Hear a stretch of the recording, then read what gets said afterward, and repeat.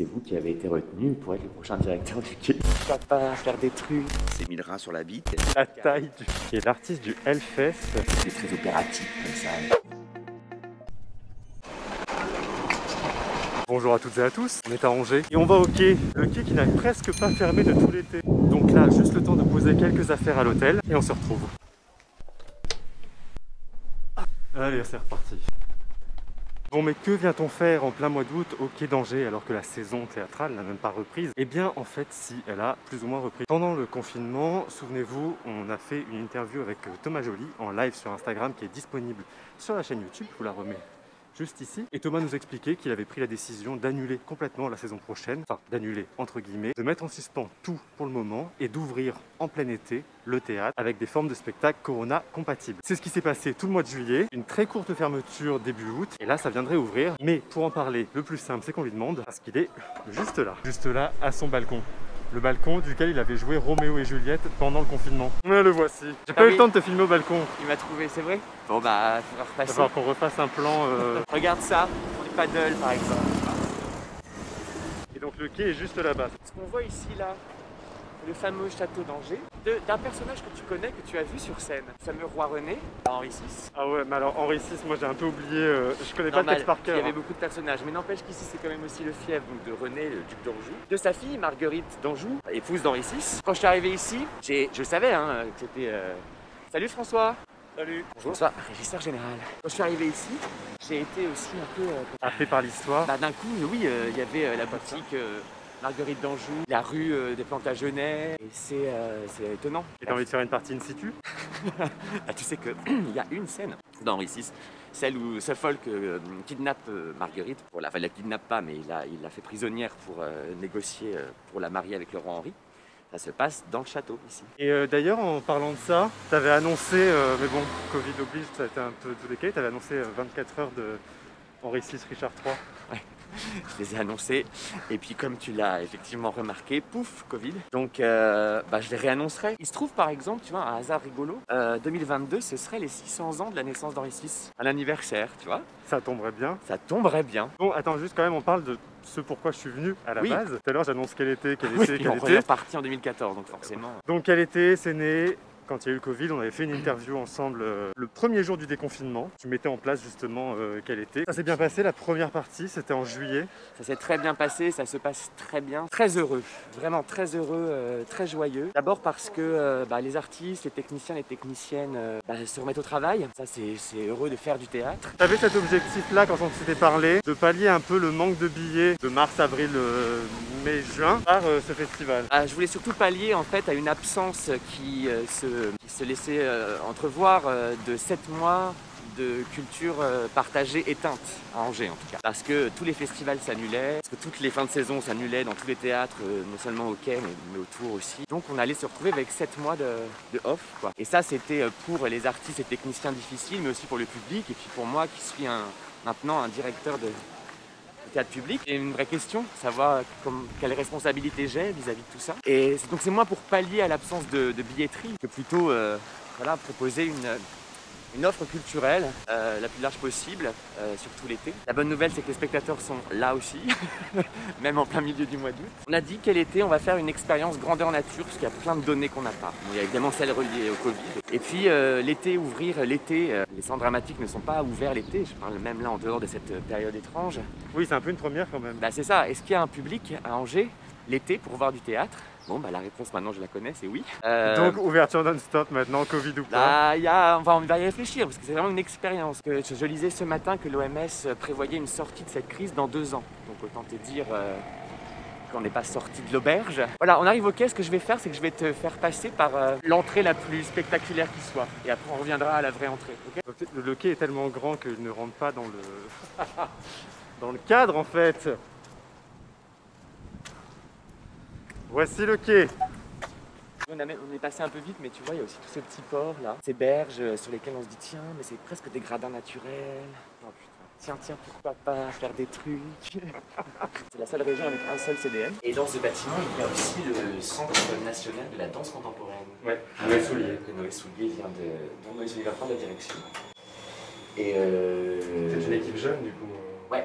Du coup, ouais, c'est deux trentenaires à la direction de ces deux institutions. Waouh! Ah bon, on se prend une petite claque quand même. C'est le resto du théâtre. On peut venir boire un verre et manger. Et puis s'aérer.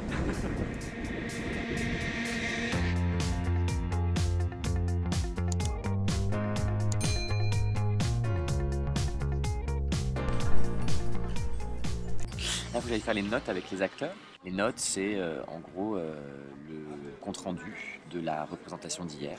Les choses qui vont, les choses qui ne vont pas, les choses qu'il faut retravailler. Malheureusement, on a choisi un métier où à chaque fois qu'on fait une nouvelle reprise, il faut tout, non pas tout refaire, mais tout faire à nouveau. Grosse nuance. Tout ce qu'on a fait hier soir n'existe déjà plus. Il faut du coup tout recommencer ce soir. Voilà. Donc, au boulot. Donc là, je vais chercher mon billet pour aller voir Roméo et Juliette qui est dans la cour logistique. La cour logistique, c'est là, ce que vous voyez actuellement, derrière moi, qui est habituellement le lieu où on met les camions et les poubelles. Roméo et Juliette, c'est proposé par le Nouveau Théâtre Populaire. Et je vous ai pas dit aussi, sur TikTok, j'ai fait une vidéo sur une traduction de Roméo et Juliette. Donc n'hésitez pas à vous abonner à mon compte TikTok, c'est Ronan YD. C'est des vidéos que vous verrez pas sur YouTube.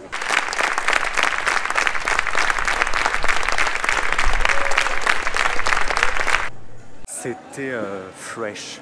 C'est le mot qui me vient. Alors, je sais pas si c'est TikTok qui m'obsède en ce moment, mais j'ai pensé à plein de TikTok super qu'on pourrait faire avec ce spectacle. Notamment parce que eux ont une mise en scène, c'est extrêmement simple. Retour à l'essentiel, quoi. Des tréteaux, 2 panneaux, une ardoise, une craie, on inscrit les personnages, 5 acteurs pour jouer tout le monde. L'adaptation du texte est très bonne, c'est très coupé, il y a beaucoup de scènes qui sont supprimées. Peut-être que par moments, il y a des cuts un tout petit peu durs pour le sens global, mais de manière générale, c'est hyper fluide. La fin, c'est Jeu d'enfant, le film avec Marion Cotillard et Guillaume Canet. Magnifique. Le personnage de la nourrice, j'adore. J'adore toujours la nourrice dans Roméo et Juliette, sauf quand c'est une mauvaise traduction. J'aime beaucoup. Je trouve qu'on a un retour à l'essentiel avec très peu d'éléments de décor, très peu de grandes scénographies. Et évidemment, parce qu'on est sur des petites jauges, on est sur des spectacles à petit budget dans leur réalisation et dans leur coup plateau. Et en même temps, c'est tellement agréable aussi d'avoir ce retour-là. Moi, je redécouvre en fait le plaisir d'aller juste écouter un texte, de me concentrer uniquement sur un texte, de pas avoir tous ces niveaux de lecture, une lecture scénographique, la lecture de l'architecture lumineuse. Là, on a un texte qui nous est donné, qui est dans une interprétation. Et surtout, il y a un retour au divertissement. Là, je trouve qu'on a un Roméo et Juliette qui est à la fois suffisamment sérieux pour qu'on se plonge dans l'histoire, pour qu'on y croie et qu'on soit touché, et en même temps suffisamment distancié pour qu'on puisse vraiment en rire. Donc c'est un séjour qui commence bien, dites-moi. On va aller voir la suite. Donc c'est l'heure de Madame Lucienne, je viens d'aller retirer mon billet. Et cette Madame Lucienne de Copie qui a peu été jouée en fait depuis le Festival d'Avignon en 85 à sa création avec Maria Casares. Comment tu as trouvé cette pièce en fait, Thomas? Cette pièce, je la traîne avec moi, je sais pas, depuis l'école du TNB, donc j'ai dû la photocopier dans un avant-scène entre 2003 et 2006. Et puis pendant le confinement, je voulais mettre la main à la pâte et je me suis dit il faudrait une pièce qui parle du théâtre, de l'exercice de création, qui se passe dans un théâtre vide, et c'est tout à fait ça, Madame Lucienne. Et donc on a mis 3 semaines à monter cette pièce avec ce qu'on avait sous la main, les décors, les costumes qu'il y avait ici. Parce que c'est la grande chance que j'ai maintenant, c'est qu'il y a un outil de travail. Donc on a fait ça très vite. C'est une pièce aussi qui a été créée, moi je pensais qu'elle était beaucoup plus ancienne, mais ça a été créé après le frigo, après la pyramide, après l'homosexuel, ou la difficulté de s'exprimer. Ce sont les plus grands succès de Copie d'ailleurs. En fait c'est une de ses dernières quasiment. C'est l'une, oui, c'est sur la fin de sa vie, tout à fait. Pas la dernière, je pense que la dernière c'est l'homosexuel, me semble-t-il. Nope. Ah merde, faut revoir la bio. On va Wikipédier Copie, parce que c'est 85, Madame Lucienne. A few moments later. Mais non, l'homosexuel en 71. Ah non, c'est la visite inopportune. Ah mais oui, la visite inopportune qui est la pièce en fait où il raconte un peu à la Lagarce ou un peu à l'ami qui ne m'a pas sauvé la vie, qui est un peu les dernières heures de personnages qui ont contracté le VIH à l'époque où on en mourait très très vite. J'adore ce jeu de... Bonjour. Non, on va aller voir la pièce maintenant.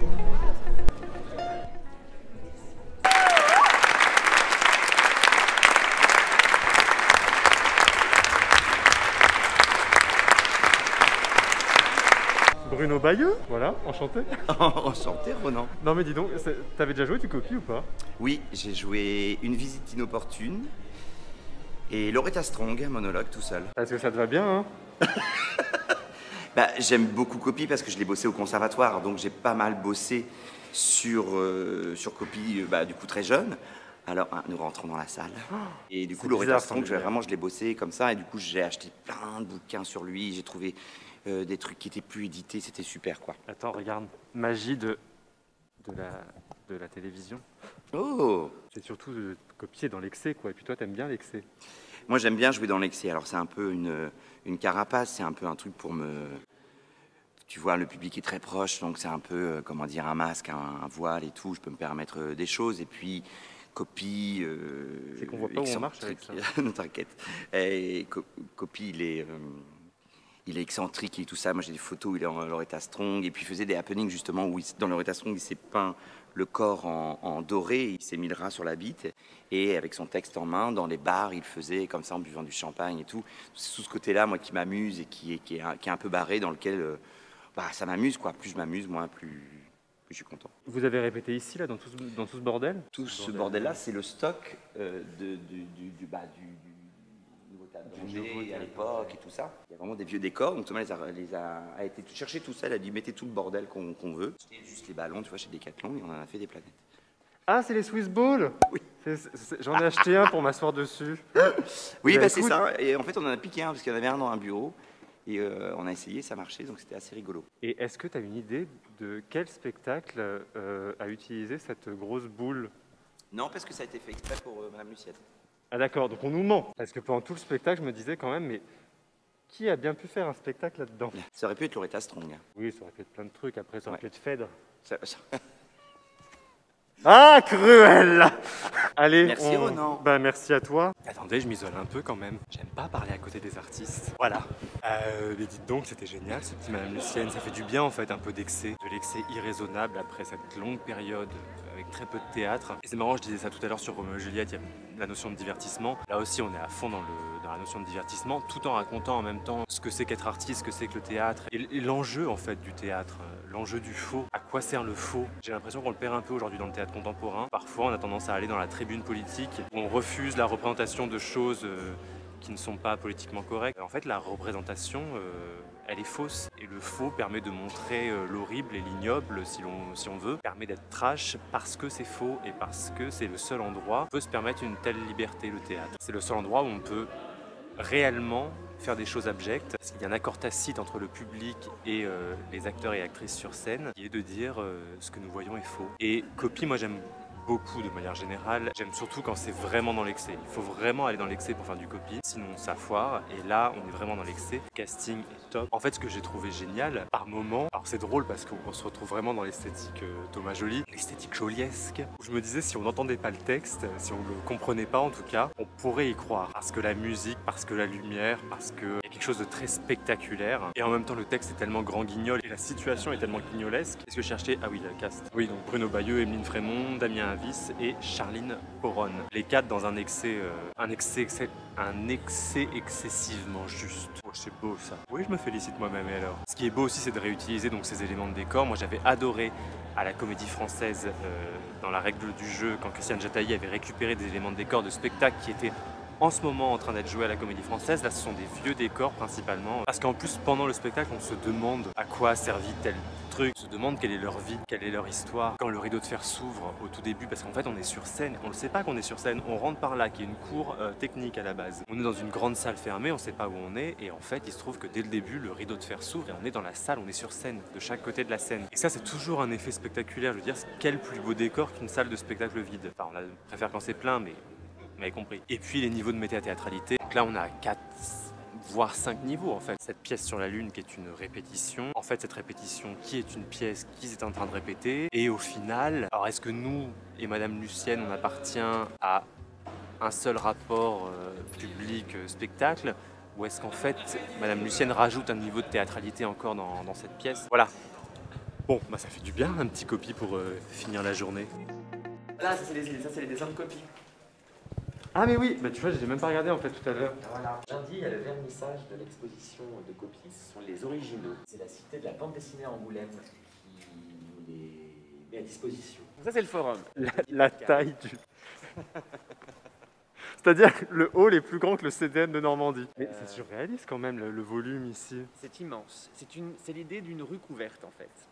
Oui, c'est ça. Là, on a l'impression qu'il y a une petite façade d'immeuble, C'est ça. l'air de rien. Et ces deux panneaux-là vitrés coulissent et donc s'ouvrent sur la Maine et donc le château.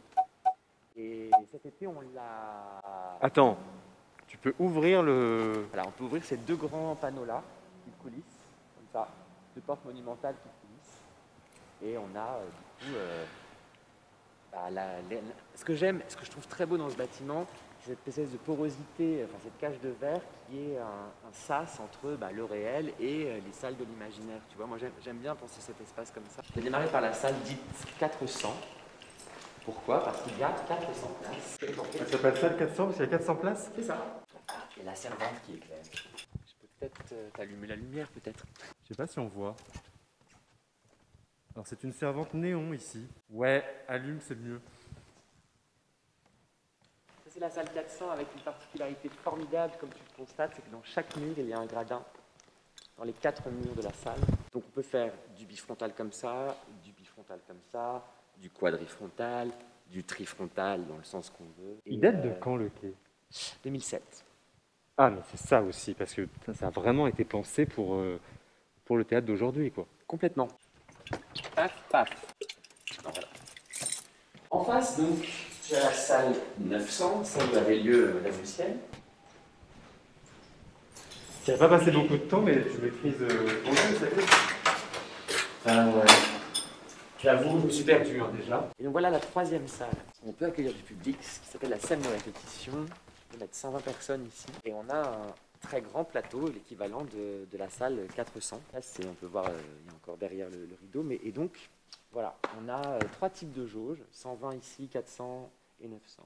Et du coup, c'est ultra polyvalent. Quand on est un CDN, ce qui est important aussi, c'est les jeunes projets, par exemple, de ne pas les mettre tout de suite dans des salles immenses qui les bouffent complètement. Donc là, ici, ils ont vraiment un beau rapport, ils peuvent, tu vois, trouver leur déploiement. Donc répétition et représentation Ouais. parfois ici. On peut faire ça des choses ici, tout à fait. Voilà. Donc 3 salles plus le forum. 3 salles, plus le forum, plus la cour, maintenant. Cette cour qui, normalement, n'accueille que des poubelles et des camions de déchargement, de décors et tout ça, qu'on a transformé en théâtre éphémère.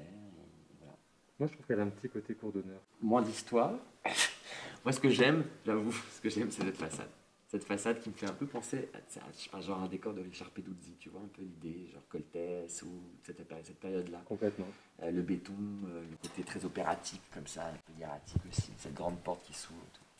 Je crois que Philippe Ménard a fait un truc ici, c'était avant que j'arrive, hein, mais elle a joué ici. Et moi, si jamais je devais faire un jour un spectacle ici, je me suis dit, mettre un gradin là, et face à cette... Tu ferais quoi sur ce mur?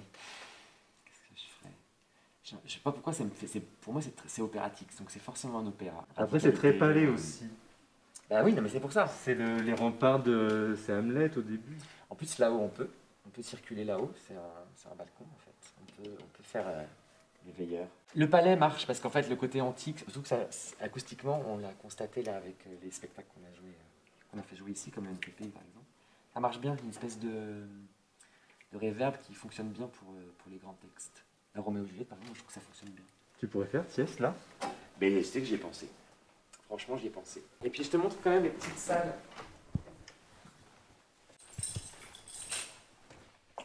Là, je te la montre parce que quand on y sera, je te dirai. On a des loges, des loges, des loges, des loges. Là, il y a les acteurs permanents qui ont fait la troupe du quai qui a pris cette loge et qui l'a appelé le bureau des légendes. Là, c'est une deuxième salle de travail. On peut faire des ateliers, des réunions. Et donc, je disais, c'est la salle où j'ai passé mon entretien. Le 20 septembre dernier, ici même. Pour diriger le quai. Pour diriger le quai. 9h du matin, ici, là. Devant un jury de, je sais pas, en U, comme ça, de 15 personnes. État, mairie, région, département, etc. Donc j'ai défendu mon projet, à 9h du matin, j'étais là.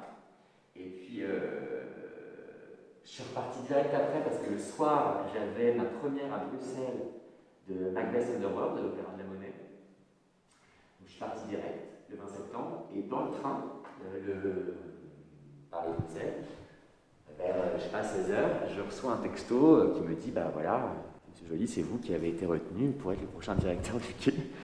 J'étais dans le train tout seul. Et je dis merde, enfin, j'étais un peu, c'est une grosse journée quand même, une première plus un entretien. Et puis ta vie change hein, quand même. Et donc je suis allé au bar me prendre une bière pour trinquer tout seul avec moi. Voilà. Et puis le ministre l'a annoncé vers 17h, 18h par un communiqué officiel. Et voilà, donc le 20 septembre 2019, c'est une grosse journée qui a démarré ici. Tu l'avais bien senti quand même l'entretien? Genre tu t'avais déjà fait... Non, t'avais jamais fait l'entretien? J'avais passé l'entretien pour Rennes. Ah oui, c'est ça. Je l'avais bien senti en tout cas. J'avais été ultra transparent, ultra clair. Je crois que je maîtrisais très bien le projet que j'avais conçu, parce que c'était un projet en fait que j'ai vraiment beaucoup travaillé, et puis que je reprenais. C'était en gros, il y avait le projet de Rennes, mais évidemment qu'il fallait le modifier parce que Rennes n'est pas Angers, enfin Angers n'est pas Rennes. Et le bâtiment n'est pas le même, et l'histoire n'est pas la même. Et donc l'idée du théâtre et de comment je souhaitais inventer quelque chose, des maisons, ça c'était très clair pour moi. Et j'avais été transparent, donc quand tu es transparent et ultra clair, c'est ça passe ou ça casse, quoi. Ouais. Bah moi c'est passé. Voilà. Tac. Aujourd'hui je vais donc au quai, mais pas tout à fait au quai, puisqu'en fait on va juste choper une voiture. Pourquoi il y a toujours des trucs qui sonnent quand je parle? Donc je disais, on va choper une voiture pour aller à Central 7, à Niuazo. Niuazo, c'est compliqué à dire, non? Pour aller voir une laborieuse entreprise de Anouk Levin, mise en scène par Laurent Brethom. Alors Laurent Brethom, je n'ai jamais rien vu de son travail, et d'ailleurs je ne sais pas si on dit Laurent Brethom ou Brethomé. J'en ai un petit peu marre d'écorcher les noms. Et puis Anouk Levin, auteur israélien, qui n'est pas l'auteur qui fait le plus l'unanimité, puisqu'il est plutôt... très satirique, il y a une œuvre assez foisonnante, cinquantaine de pièces, et évidemment qui dit satire dit petit scandale qu'il s'est traîné. Il est mort en 99, Levin. Je suis pas un grand spécialiste de Anouk Levin, hein. Je crois même que j'en ai jamais vu. Donc c'est une découverte, et là on part pour 45 minutes de bagnole. Je sais pas où je suis, et je sais pas où j'ai rendez-vous. Bah attends, je crois que c'est là. Et ben on n'est pas passé par la rue des mineurs, mais oui. Écoute, je crois que ouais, c'est là. Arrivé à destination. Donc c'est l'heure de goûter un petit pâté aux prunes. Je la laisse sur le bas. Voilà. Mets sur la table. C'est une spécialité de la région apparemment. Et c'est très bon. Donc on est à Central 7. Central 7, qui est une résidence d'artistes et qui est donc dans l'ancienne exploitation minière où on faisait de l'extraction de fer. Si j'ai bien tout suivi, c'est une exploitation qui a cessé d'être exploitée en 1985. Et alors cette grande tour là qu'on voit juste derrière moi, c'est cette tour que je vous mets là tout de suite en image, à l'échelle, toute petite chose, avec toutes ces grandes galeries en dessous. Et là, on a l'artiste Jimix, qui est l'artiste du Hellfest. Notamment, par exemple, ce gros nonos qui est ici en bois est en fait un des gros os qu'on peut retrouver comme banc au Hellfest. J'aime bien, c'est sympa. Alors, il paraît que cette tour-là, ils sont en train de la réhabiliter pour peut-être faire un logement Airbnb insolite. C'est sûr que c'est insolite, hein. En tout cas, c'est détente ici. On parle et le spectacle va commencer. Bah oui, il est 16h.